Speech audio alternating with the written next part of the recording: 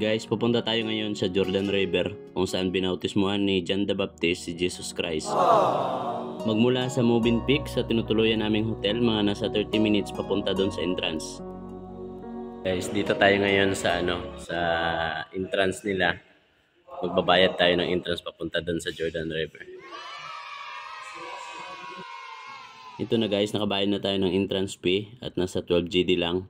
At naghintay na lang tayo ng shuttle bus papunta doon. Magmula sa entrance, papunta doon sa Baptist site mismo, nasa 30 minutes pa.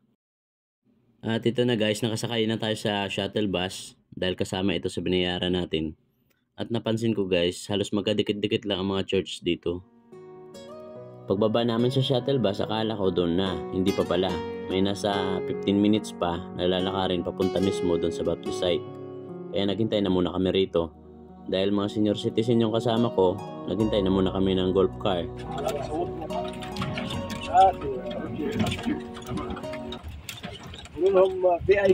Guys, habang papalapit kami mismo doon sa Baptist site, hindi ko mapaliwanag ang aking nararamdaman.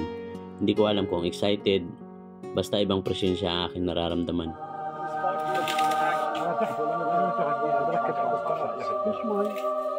We watching these changes now for flooding. Just wait till we have war.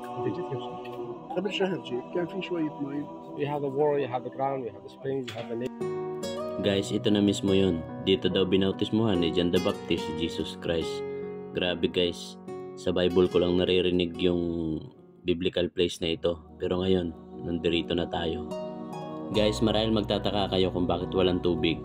Summer kasi ngayon, pero pag tag-ulan napupuno naman daw to. At marahil sa inyo magtataka kung bakit hindi siya ilog. Siguro dahil sa tagal ng panahon, pinipreserve na lang nila yung lugar para may makita pa tayo. At dahil sa tagal nga ng panahon, nag-iba na rin yung dinadaluyan ng tubig.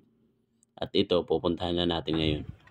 At bago tayo bumaba sa ilog, dadaan muna tayo dito sa church.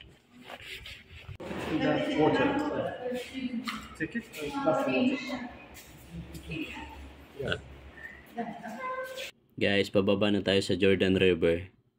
At oo nga pala guys, kung gusto mo magpabautismo, pwede naman. Pero ako hindi na. Sapat na sa akin yung makita ko lang yung yung Jordan River. At oo nga pala guys, last day na namin ngayon dito sa Jordan. At kinabukasan, babalik na tayo sa Pilipinas.